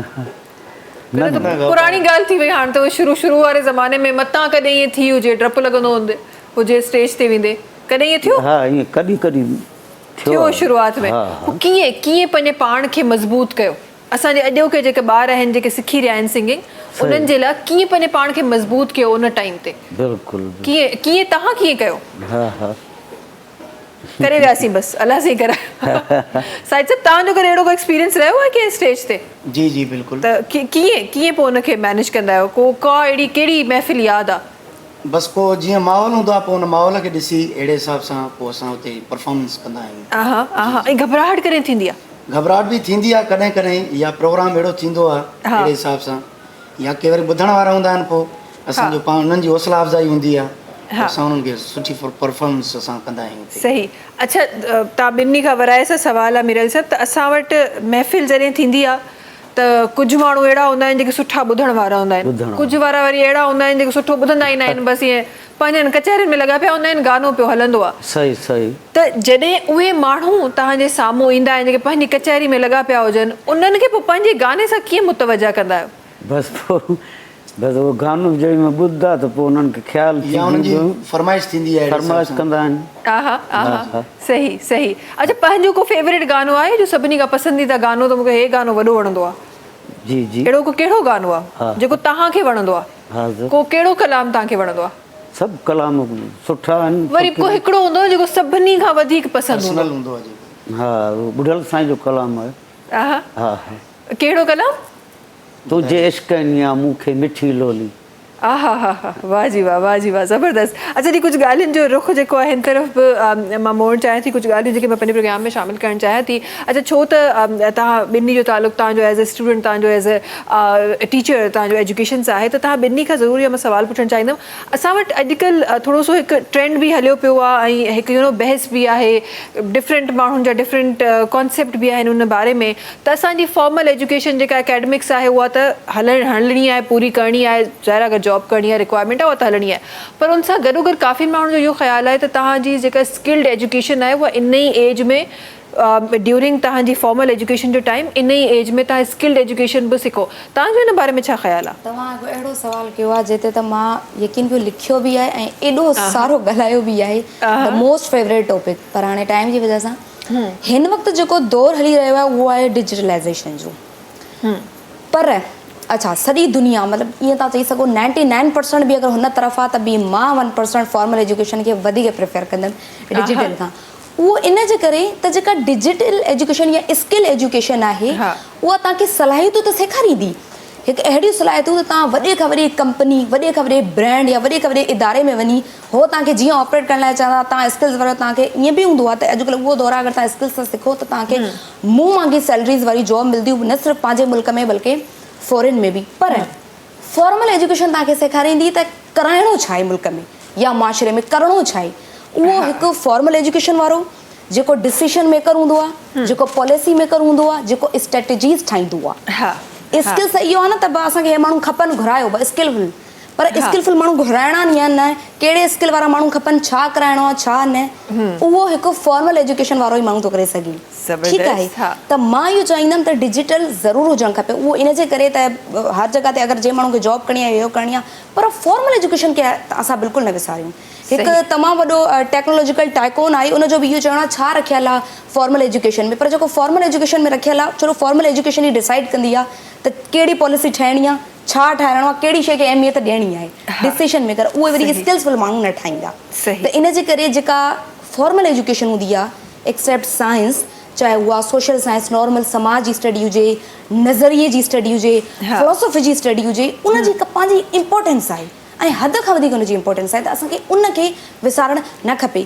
स्किल बि असांखे हासिलु करणु खपनि, बेसिक कंप्यूटर स्किल हर कंहिंखे अचणु खपनि, पर हुन एजुकेशन खे असांखे बिल्कुलु बि न विसारणु खपे। हिकु ॿी शइ एजुकेशन एंड अवेयरनेस, बसि हिकु लाइन में चवंदमि, एजुकेशन तव्हां केतिरो बि पढ़ी वञो ठीकु आहे, हाईली एजुकेटेड आहे, but awareness is something else. Awareness तव्हांखे सही ऐं ग़लति जो फ़र्क़ु सेखारींदी आहे। एजुकेशन त तव्हांखे हाई लेवल जा माण्हू मिली वेंदा, पर उन्हनि खे सही ऐं ग़लति जे फ़र्क़ु जी ख़बर न हूंदी आहे। पर हिकु अणपढ़ियल माण्हू जेको मतिलबु ग़लति शइ खे ॾिसी ॿुधाए थो सघे, हे ग़लति थी रहियो आहे, हीअं न हीअं थियणु खपे। त इहे ॿ टे ॻाल्हियूं आहिनि, त फॉर्मल एजुकेशन जी अहमियत आहे, उनखे असांखे न विसारणु खपे। सही। अच्छा, न सिर्फ़ु ज़हरा सां दौरु अहिड़ो आहे त असां जेके कंप्यूटराइज़ जेके स्किल्स आहिनि उहे माण्हू उन तरफ़ वञी रहिया आहिनि, बिल्कुलु तव्हां सही ॻाल्हि चई रहिया आहियो। ऐं नंढी उमिरि में ई छो त माण्हू उन बेसिस खां अर्न करणु शुरू करे छॾींदा आहिनि, त वधीक उन जी तरफ़ मुतवजा थींदा आहिनि। फाइनेंशियल क्राइसिस, छो त असां उन मुल्क में रहूं था जिते फाइनेंशियल क्राइसिस जो एक्सपेंसिव शयुनि जो जेको आहे सामनो करणो पए थो।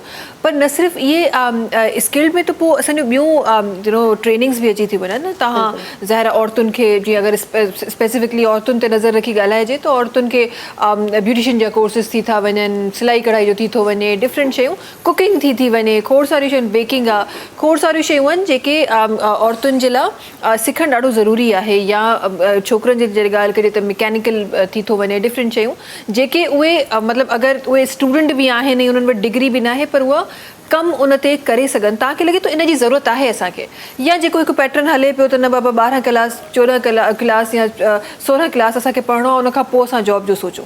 न, ईअं इहो जेको आहे इहो बहितरीनु आहे। हिन मां इहो थींदो त स्टूडेंट पंहिंजा ख़र्च कढी था सघनि, इहो ज़रूरी आहे असांजे माशरे में, छो जो हिन वक़्तु हालात अहिड़ा थी वेंदा आहिनि। इन ॻाल्हि खे मतिलबु मां ॿिन्हिनि ॻाल्हियुनि खे बैलेंस कयो हुयो त अगरि हिकु 18, 20, 22, 25 सालनि ताईं हिकु बार यूनिवर्सिटी में पुॼी थो वञे, अञा ताईं पेरेंट्स डिपेंडेड आहे, त इहो वॾो मुश्किल आहे। इन जे करे असांखे न विसरणु खपे, असांखे इहे नंढियूं नंढियूं शयूं अचणु खपनि, जेके असां घर जे अंदरि वेही या पंहिंजी यूनिवर्सिटी में वेही लैपटॉप कंप्यूटर जे ज़रिए अहिड़ियूं शयूं या ॿिया जेके बि स्किल्स आहिनि, छो जो हुनर त इंसान खे कॾहिं बुख ते न रखंदो। इन ॻाल्हि खां बि मां पोइते न थींदसि, त इहे शयूं बिल्कुलु ज़रूरु हुजणु खपनि। पर मतिलबु मुंहिंजो चवण मक़सदु इहो हुयो मैडम, मोस्टली चवंदा न बसि तव्हां 3 सालनि जी फलाणे टेक्नोलॉजी में डिप्लोमा कयो, छॾियो हुन में छा रहियो। हुन तालीम जी हिकु पंहिंजी इंपॉर्टेंस आहे, हिकु बहितरीनु इंपॉर्टेंस आहे। ही तव्हां ख़र्चु कढण लाइ हिकु बहितरीनु हुन में, पर हूअ जेका मालूमात आहे, जेका माना खोड़ सारियूं शयूं हुन में अची थियूं वञनि, त असांखे स्किल्स खे बि गॾु रखणु खपे, त असां जेके पंहिंजा ख़र्च आहिनि उहे सुठा निकिरनि। ऐं अगरि ईंदड़ वक़्त में माशरे जा हालात अल्लाह न करे एतिरा ख़राब था थी वञनि त असांजी फॉर्मल एजुकेशन एतिरो कमु नथी अचे त असां बुख न भरंदासीं। उन जे लाइ इहो ॾाढो ज़रूरी आहे, हद खां वधीक ज़रूरी आहे। पर हुन तालीम खे इंपॉर्टेंस जेको हाणे नथा ॾियनि माण्हू, उनखे न विसरो काइंडली, बसि मूंखे इहो बिल्कुलु। ऐं उहा एजुकेशन सिर्फ़ु असां डिग्री हासिलु करण जी ॻाल्हि न करे रहिया आहियूं, जीअं तव्हां पहिरीं ॿुधाए रहिया आहियो अवेयरनेस, त असां शऊर जी ॻाल्हि करे रहिया आहियूं। अगरि तव्हां वाक़ई सही नमूने उनखे सम्झी था सघो त उहा तव्हांजे लाइ इम्पॉर्टेंट आहे, न त उहा सिर्फ़ु हिकु पेपर ई आहे डिग्री जो, ॿियो कुझु कोन्हे, जेसि ताईं तव्हां उनखे सम्झी नथा पढ़ो। यही बात आपसे भी मैं करना चाहूँगी, आप इस सिस्टम को कैसे देखती हैं? हमारी बहुत सारे ऐसे इदारे हैं जिन्होंने अब तो मेरा ख्याल स्टार्ट भी कर दिया है कि स्कूलिंग में बच्चियों को ही सिखाना स्टार्ट कर दिया है कि जी अगर मैट्रिक के बाद कोई अपने फाइनेंशियल प्रॉब्लम्स की वजह से पढ़ाई आगे नहीं कर सकता तो कम से कम उसको ये चीज़ें आएंगी, ये फ्री ऑफ कॉस्ट है। बहुत सारे इदारे इस पे काम कर रहे हैं, आप कैसे देखती हैं? देखिए, फॉर्मल एजुकेशन तो बहुत इंपॉर्टेंट है, क्योंकि फॉर्मल एजुकेशन जो है वो ये समझें कि इंसान की कैरेक्टर बिल्डिंग का एक फर्स्ट स्टेप है। जब तक आप फॉर्मल एजुकेशन को नहीं हासिल करेंगे, आप अपने ही गोल्स जो है वो सेट्स नहीं कर सकते। सही, ठीक है ना? क्योंकि फॉर्मल एजुकेशन जब हम कर रहे होते हैं उसमें बहुत सारे हमारे पास समझे सब्जेक्ट्स आ जाते हैं। अब एक बच्चा जो होता है वो हर सब्जेक्ट में इंटरेस्टेड नहीं होता, लाइक किसी को मैथ्स पसंद है, किसी को साइंस पसंद है।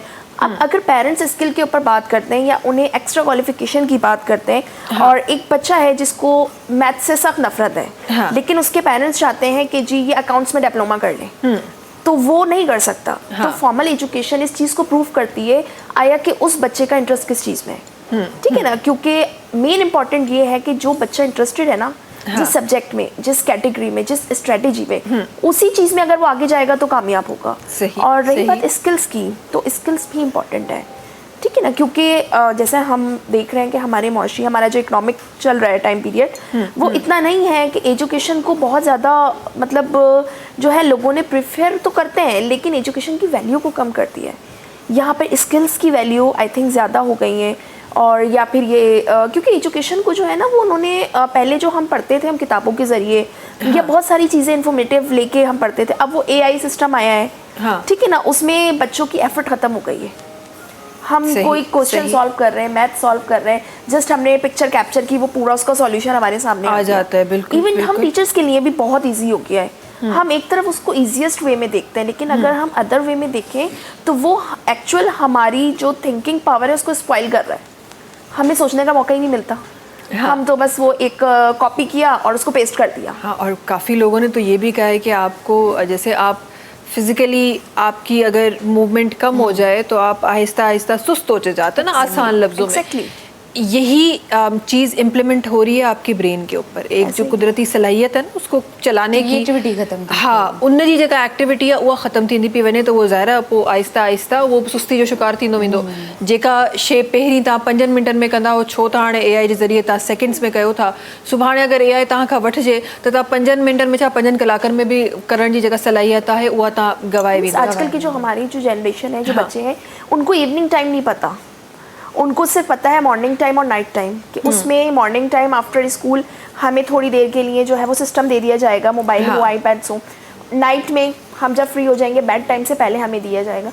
तो बच्चे जो है बहुत ज़्यादा सुस्त हो गए, उनमें क्रिएटिविटी जो है वो ख़त्म हो गई है, फिजिकल अवेयरनेस नहीं है उनमें, जो फिजिकल एक्टिविटीज़ बच्चों की हुआ करती थी, अब हर चीज़ जो है वो बैठे बैठे एक काउच पे अपना एंजॉय कर रहे होते हैं। अब वो क्रिकेट है, वो फुटबॉल है, वो प्ले स्टेशन पे एंजॉय कर रहे हैं। हाँ, ऐसे तो ही उस वजह से बच्चों की, अच्छा देखिए, जब तक आप एक्टिव नहीं होते ना उस वक्त तक जो आपका इम्यून सिस्टम है ना, इम्यून जो आपका ब्रेन सिस्टम है वो भी बहुत ज़्यादा सुस्त हो जाता है, ठीक है ना, क्योंकि आपका ब्लड सर्कुलेट, बहुत सारी चीज़ें हैं आपकी जो एक समझे पोस हो जाती हैं। हाँ। जब आप फिजिकली एक्टिविटीज़ की तरफ जाते हो, आपका एक इम्यून सिस्टम बहुत अच्छा होता है, आप एक्टिव होते हो तो आपका ब्रेन भी उसी तेज़ी से काम कर रहा होता है। ऐसा ही है, बिल्कुल ऐसा ही है। अच्छा, हम क्योंकि ब्रेन की बात कर रहे हैं तो ज़रा सा मेंटल हेल्थ पे भी ॻाल्हाए था वठूं। तव्हांखे छा थो लॻे, अॼुकल्ह असां ॾिठो आहे न सिर्फ़ु औरतूं, मर्द हज़रात, हाँ, औरतुनि जो नंबर वधीक आहे, स्पेसिफिकली अॼु फोकस असांजो औरतुनि ते आहे, त औरतुनि जी मेंटल हेल्थ जे हवाले सां स्टूडेंट जो दौरानिया, पोइ ज़ाहिरा औरतुनि जा डिफरेंट ॿिया मसाइल थियनि था, उन दौरानिए में मेंटल हेल्थ ते केतिरो कमु था कयूं असां? असल में मां पंहिंजी हिकिड़ी मिसाल ॾियणु चाहींदमि पंहिंजी यूनिवर्सिटी में जी। माशाल्लाह सां यंग ऐं तमामु ख़ूबसूरत छोकिरी हुई, जॉब बि कंदी हुई, पर हिकु 25 सालनि जी छोकिरी स्लीपिंग पिल्स थी खाए निंड करण लाइ, हुनखे निंड नथी अचे। हाणे मां चयमि तव्हां जॉब था कयो, सुबुह खां शाम ताईं फिज़िकली बि या कंप्यूटर में बि थकिजो थो आहे, निंड अचे, असां थोरो कमु करे असांखे हाणे बि सुम्हारे, हाणे बि निंड अची वेंदी, त इन में अल्लाह जा लख शुक्र आहे जंहिंमें तव्हांखे बिना कंहिं शइ जी निंड थी अचे। अल्हम्दुलिल्लाह। कुझु इहा हाणे ॻाल्हि थी AI जी, जेको मोबाइल जो हिकिड़ो जेको टाइम आहे यूज़ेज करण जो, जेको असांजे दिमाग़ खे हो थो करे, असां एॾा आदी थी विया आहियूं, असांखे 9, 10, 11 वधि में वधि कमाए 12 वॻे ताईं कोशिशि कयो निंड करे ई वठो, ज़रूरी हिकिड़ो पंहिंजी टाइम लिमिट रखो। असां सिस्टम जेको नेचर खे ई उल्टो करे छॾियो आहे, त पोइ असांखे कीअं, मतिलबु असांजी मेंटल कीअं थी, असां सुबुह उथूं 12-1 वॻे, ठीकु आहे, असांजे खाइण पीअण जो जेको निज़ाम आहे उहो बेढंगो थी वियो आहे, ठीकु आहे, एक्स्ट्रा थी वियो आहे, ॿाहिरि जो खाधो, इहे सभु शयूं मुंहिंजी नज़र में मेंटल हेल्थ ते बि असरु कनि थियूं। हूअं वरी हेल्थ ठीकु आहे, डाइट ते, न्यूट्रिशन ते, इन ते राति जो ख़बर न आहे, हरू भरू बि जागण, मोबाइल यूज़ करणु, त इन जे करे, ऐं इहे त चलो ठीकु आहे, इहे त असांजी पंहिंजियूं ग़लतियूं आहिनि, कुझु तव्हांजो प्रॉब्लम्स में असां घरेलू हलूं, नो डाउट, अल्लाह पाक रहम करे, हर मसइले जो हल आहे। हाणे इते मां थोरी स्पिरिचुअल ॻाल्हि कंदमि, अगरि तव्हांखे लॻे थो त तव्हां पंहिंजी तरफ़ां परफेक्ट आहियो न, पोइ बि तव्हांजा ज़हनी मसइला आहिनि, तव्हां ज़िक्र शुरू कयो, ठीकु आहे। हाणे इहा बिल्कुलु स्पिरिचुअल ॻाल्हि थी रिलीजियस, पर मां वॾे प्राउडली इहा ॻाल्हि चवंदमि, नमाज़ फ़र्ज़ु आहे, 2 रकात एक्स्ट्रा नफ़िल पढ़ी छॾियो, अल्लाह पाक मूंखे सुकून ॾे, ठीकु आहे न, ज़िक्र कयूं, अस्तग़फ़ार जो वधीक विर्ते, मेंटली असांजी प्रॉब्लम ज़िंदगी में आहिनि, कंहिंखे न आहिनि, ऐं तव्हां इहो सोचो त मूंखे एतिरी प्रॉब्लम आहिनि, साम्हूं वारे खे अलाए केतिरी प्रॉब्लम हूंदियूं, बिल्कुलु। असांखे वॾे सब्र सां, कंसिस्टेंसी, तव्हां हिकु गुफ्तगू शुरू कई त असां थोरो करे हम थक जाते हैं काम एफर्ट्स वग़ैरह करके, असांखे हर कम जे लाइ कंसिस्टेंसी लाज़मी आहे, थोरो थोरो कयो रोज़ जेको बि कमु कयो बुक्स पढ़णु स्टार्ट कयो चलो बुक खे बि छॾियो क़ुर पाक पढ़णु स्टार्ट कयो उनखे बि छॾियो सूरह रहमान पढ़णु स्टार्ट कयो नंढियूं नंढियूं आयतूं त इहे मेंटल हेल्थ जो जेको इहो जेको सभिनि खां वधीक मां पंहिंजो थी कयां अगरि मूंखे ईअं लॻंदो आहे थोड़ी परेशानी थी डिप्रेशन तव्हांखे ख़बर आहे केॾो वॾो वर्ड आहे मां नॉर्मली कुझु प्रॉब्लम थींदी आहे मां त डिप्रेशन में थी वञा डिप्रेशन समथिंग एल्स बिल्कुलु अल्लाह पाक रहम करे उन खां बचाए पर असां नंढी नंढी ॻाल्हि त इन्हनि जो मुंहिंजी नज़र में इहो ई हल आहे प्रॉब्लम्स बि आहिनि कुझु असांजूं पंहिंजूं ग़लतियूं कुझु वाक़ई में बि असांजे मुआशरे जा जेके नज़रिया आहिनि रवैये आहिनि प्रॉब्लम्स आहिनि मायूसी तव्हांखे ख़बर आहे यूथ खे हिन वक़्तु हद खां वधीक मायूसी आहे हद खां वधीक मां इन जो बसि हिकिड़ी लाइन एड कंदमि हेॾो पढ़ी करे बि छोकिरा जन छोकिरियूं यार एॾो पढ़ूं था फीसूं बि भरूं था अलाए नौकिरी मिलंदी अलाए न कारोबार करण में सही ताक़त न आहे मतिलबु फाइनेंशियली छो कारोबार जो असांजो रुझान बि न आहे जंहिंजो थोरो घणो आहे जेके आहे ख़बर सॼी कैलकुलेशन वग़ैरह सभु अचे थी बिज़नेस माइंड आहे फाइनेंस न आहे कारोबार करण लाइ त असांखे हज़ारनि में सवनि में त न लखनि में पैसा केतिरो बि नंढो स्टार्ट कयो त उनजी वजह सां यूथ ॾाढी डिस्टर्ब आहे पर अल्लाह पाक रहम कंदो छो जो नेचुरल जेके प्रॉब्लम्स आहिनि उनजो सोल्यूशन आहे क्रिएटेड प्रॉब्लम्स जो इशू न आहे उहो बि अगरि तव्हांजी तरफ़ां आहे त तव्हां ख़ुदि सोचो त छा प्रॉब्लम असां पाण क्रिएट कई आहे छा प्रॉब्लम नेचुरल आहे त जेके नेचुरल प्रॉब्लम्स उन्हनि जो मसइलो आहे जो हल आहे आर्टिफिशियल जो न आहे बहरहाल असांखे सब्र सां कंसिस्टेंसी सां पंहिंजी हार्डवर्क हिकु होप छो जो अल्लाह पाक इस्लाम में बि त चए थो न त नाउमीदी कुफ़र आहे बेशक तव्हां उमेद में रखो ऐं ज़िक्र कंदा रहो बसि मां इहो बिल्कुलु बिल्कुलु ॾाढी ख़ूबसूरत तव्हां ॻाल्हि प्रोग्राम जे आख़िर में चई आहे ऐं इहो त अगरि असांखे इन ते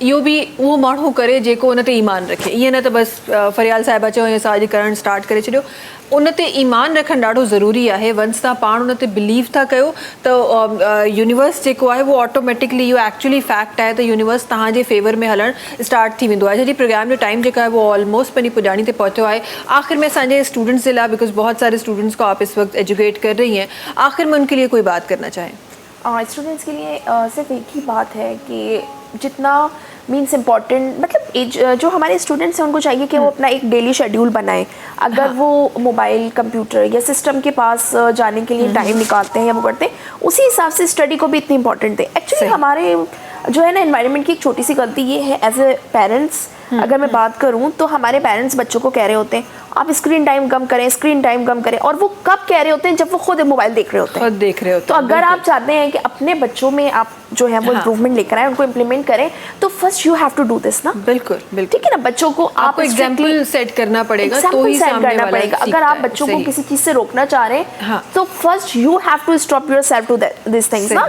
तो क्योंकि जाहिर सी बात है घर से जो बच्चा सीखता है वो ही उसके लिए वो होता है और बिल्कुल ऐसे कहते हैं ना पहली दर्स का जो है वो माँ की गोद होती है तो वो बच्चा ऐसे एग्जाम्पल से ही सीखता है और बहुत शुक्रिया आप दोनों का हमारे साथ होने के लिए प्रोग्राम में शामिल रहने के लिए खूबसूरत ॻाल्हियूं प्रोग्राम में करण जे लाइ ऐं एतिरो कुझु औरतुनि जे लाइ ॻाल्हाइण जे लाइ एतिरो कुझु औरतुनि जे लाइ एफर्ट करण जे लाइ तव्हां ॿिन्ही जी वॾी महिरबानी तव्हां ॿिन्ही जी बि असां प्रोग्राम में शामिल हुजण जे लाइ ऐं ईअं ई ईंदा वेंदा रहंदा कयो कॾहिं कॾहिं सुबुह जो जल्दी उथण बि खपे न मिराली साहब आख़िर में शामिल करे रहिया आहियूं कुझु छा शामिल थी रहियो आहे आख़िर में कहिड़ो कलाम शामिल थी रहियो लास्ट में उर्दू स्पीक में गज़ल ॿुधाईंदासीं हाँ ज़बरदस्त गज़ल शामिल थी रही है इंशाअल्लाह नाज़रीन मुलाक़ात तव्हां सां सुभाणे थींदी तेसि ताईं जी सभिनी खे हिन प्रोग्राम में ॾींदा इजाज़त अल्लाह हाफ़िज़ जी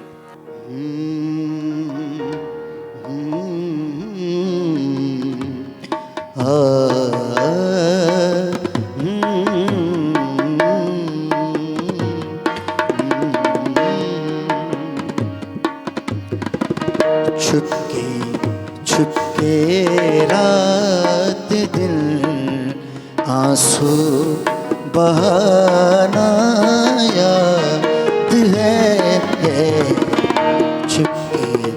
छुपके रात दिन आंसू बहाना याद हमको अब तक आशिकी का वो ज़माना याद है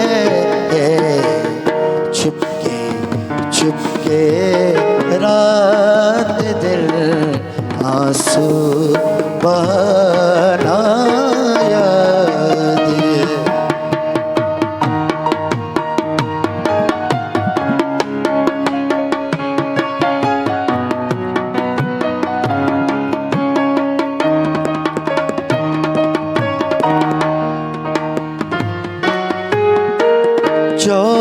चोरी चोरी हमसे तुम आकर मिले थे जिस जगह, चोरी चोरी हमसे तुम आकर मिले थे जिस जगह,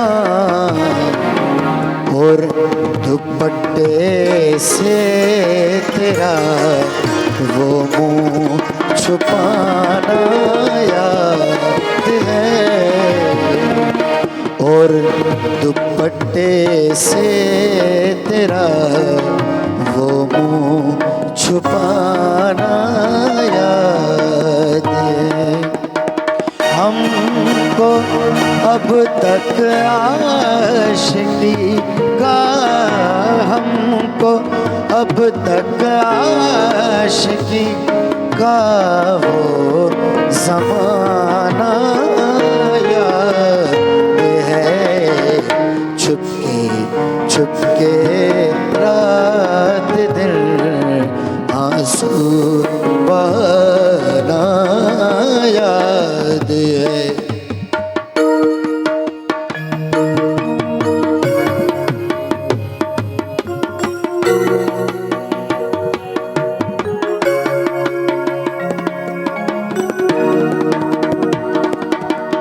दोपहर की धूप में आकर मिले थे जिस जगह, दोपहर की धूप में आकर मिले थे जिस जगह, दोपहर की धूप में आकर मिले थे जिस जगह,